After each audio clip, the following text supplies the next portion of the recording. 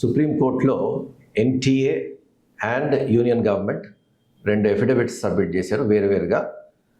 This was in response to the writ petitions. మీ అందరికీ తెలుసు, చాలా రిట్ పిటిషన్స్ సుప్రీంకోర్టులో ఫైల్ అయినాయి. అదేవిధంగా వేరియస్ హైకోర్ట్స్లో కూడా ఫైల్ అయ్యి, ఈ హైకోర్ట్స్లో ఫైల్ అయినవన్నీ సుప్రీంకోర్టుకి ట్రాన్స్ఫర్ అయ్యాయి. సో ఇవన్నీ జూలై 8న హియరింగ్కి వస్తాయి.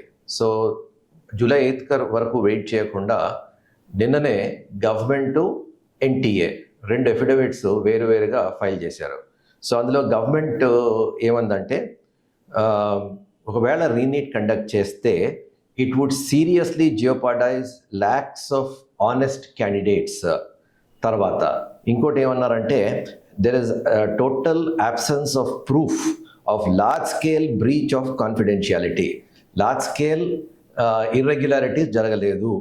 తర్వాత ఇంకోటి ఏమన్నారంటే, గవర్నమెంట్ వాళ్ళు మేము సిబిఐకి ఇన్వెస్టిగేషన్కి ఇచ్చాము, ఆ తర్వాత ఒక హై లెవెల్ కమిటీ పెట్టాము, తర్వాత ఒక పటిష్టమైన లా పట్టుకొచ్చాము, ఇవన్నీ మేమన్నీ తీసుకొచ్చాము. సో మా ఇంటెంట్ చాలా సీరియస్గా ఉంది. So we are bothered about the welfare of the students.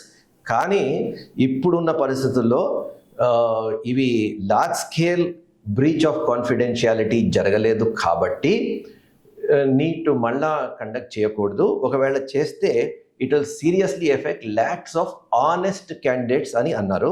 తర్వాత ఇంకోటి ఏమన్నారంటే, this only a preliminary affidavit, తర్వాత డీటెయిల్డ్ ఎఫిడవిట్ మేము అవసరమైతే డీటెయిల్డ్ ఎఫిడవిట్ కూడా సబ్మిట్ చేస్తామని యూనియన్ గవర్నమెంట్ వాళ్ళు అన్నారు. ఇది ఏ కేసులో అంటే Shivangi Mishra versus NTA and others. ఇది జూన్ 11కి ఎప్పుడో ఫైల్ అయినట్టుంది. దానికి నోటీసులు యూనియన్ గవర్నమెంట్కి ఎన్టీఏకి వచ్చింది. దానికి రెస్పాన్స్గా యూనియన్ గవర్నమెంట్ ఇది ఫైల్ చేసింది.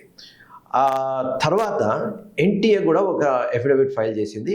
వాళ్ళు ఏమంటారంటే, ఎన్టీఏ కూడా నో రీనీట్, ఎందుకంటే ఇది ఏవైతే ఇర్రెగ్యులారిటీస్ జరిగాయో అవి they are isolated only in 2 places, Patna and Godhra, and exam sanctity not affected, no undue benefit, no systemic failure, no undue benefit to anybody, no systemic failure అని కూడా అన్నారు. తర్వాత ఇంకోటి ఏమన్నారంటే, ఇంకొన్ని స్పెసిఫిక్స్కి వెళ్ళారు. ఏమన్నారంటే, performance is not abnormally high at the centres. ఏ సెంటర్స్లో అయితే ఈ కాపీయింగ్ జరిగింది, ఈ మాల్ ప్రాక్టీసెస్ జరిగాయి అంటున్నారో, ఆ సెంటర్స్లో performance is not abnormally high.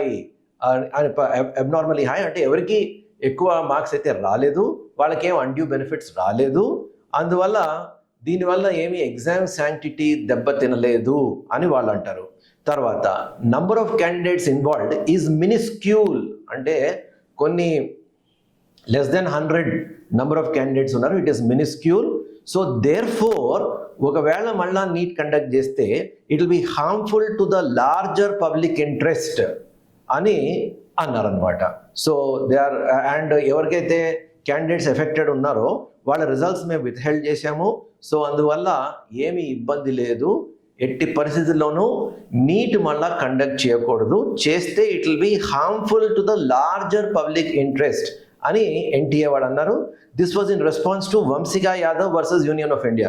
వంశిగా Yadav versus union of India మేలోనే ఈ రిట్ పిటిషన్ ఫైల్ అయింది. అప్పుడు చంద్రచూడ్ గారు, చీఫ్ జస్టిస్ ఆఫ్ ఇండియా, ఆయనే ఈ మ్యాటర్ మీద ఆయనే he was the presiding judge.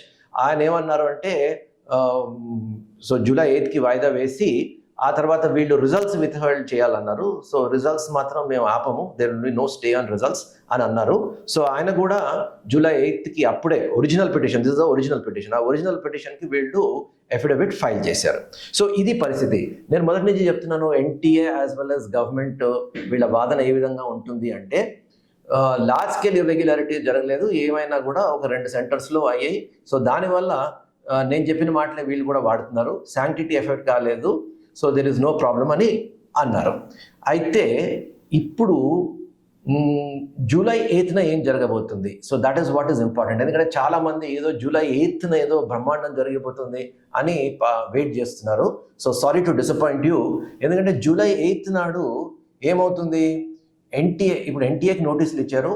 So hearing వస్తారు.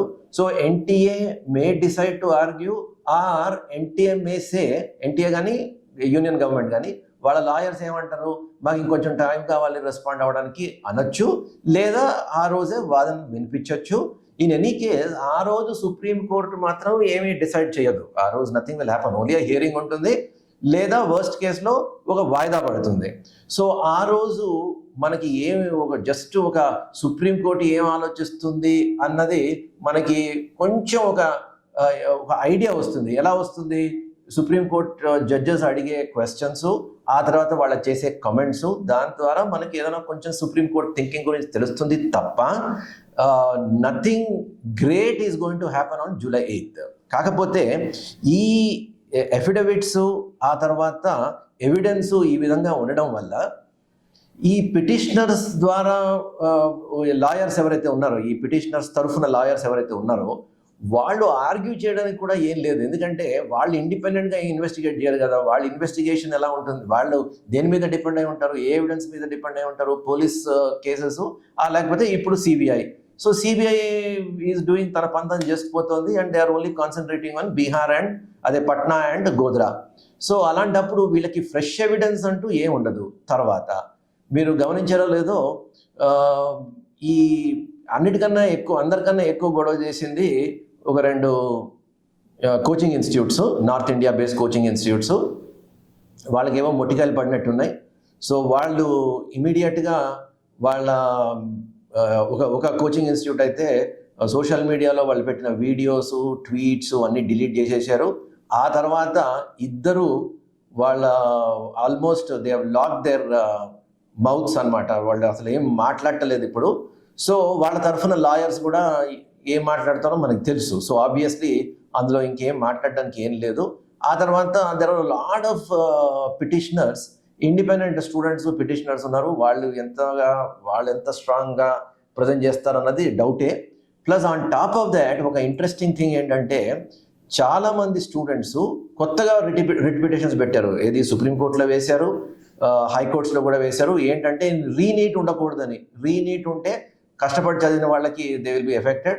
సో వాళ్ళ నీట్ కూడా కన్సిడర్ చేయాలి. ఆనెస్ట్గా చదివిన వాళ్ళు, కష్టపడి చదివిన వాళ్ళు, ర్యాంక్ తెచ్చుకున్న వాళ్ళు ఒకవేళ రీనీట్ పెడితే వీళ్ళందరికీ నష్టం జరుగుతుంది అని చెప్పి వీళ్ళు కూడా రిట్ పిటిషన్ పెట్టారు. So supreme court cannot ignore these things also. So అందుకోసం July 8th నాడు ఏం జరగదు. July 8th నాడు ఓన్లీ అట్ ద బెస్ట్ వాదన వినిపిస్తారు, ఆర్ అట్ ద వర్స్ట్ వాయిదా పడుతుంది. అండ్ ఆ రోజు ఏదో రీనీట్కి అనౌన్స్మెంట్ వచ్చేస్తుంది అని కొంతమంది స్టూడెంట్స్ అనుకుంటున్నారు. అది జరిగే పని కాదు. నెక్స్ట్ ట్రిగర్ పాయింట్ ఏంటంటే కౌన్సిలింగ్. యాక్చువల్లీ నిన్న ఈ అఫిడవిట్ ఫైల్ చేయడానికి ప్రధానమైన కారణం ఏంటంటే, ఇంకా from the side of government NTA వాళ్ళ ఇంటెన్షన్ పబ్లిక్గా అనౌన్స్ చేసేసారు వాళ్ళు. సో అందుకోసం ఇంకా as far as counseling is concerned, there should not be any other problem. So counseling అన్నది ఎనీ మూమెంట్ స్టార్ట్ కావచ్చు. వాళ్ళ అడ్మినిస్ట్రేటివ్ కన్వీనియన్స్ చూసుకొని వాళ్ళు స్టార్ట్ చేసేస్తారు. ఎందుకంటే సుప్రీంకోర్టు కూడా స్టే ఇవ్వలేదు. So counselling will start any time. So all India quota ఈ కౌన్సిలింగ్ నోటిఫికేషన్ ఇవాళ వచ్చినా కూడా we should not be surprise. I don't think they will wait. ఏదైనా if they wait it is only for their administrative convenience తప్ప ఈ court ద్వారా కానీ ఈ కేసు వరకు కానీ they will not wait. So whatever happens we will see July 8th నాడు. కానీ don't expect too many things on July 8th. చూద్దాం July 8th నాడు ఏమవుతుందో. If anything happens on July 8th, we'll come with fresh updates. All the best for your NEET counseling.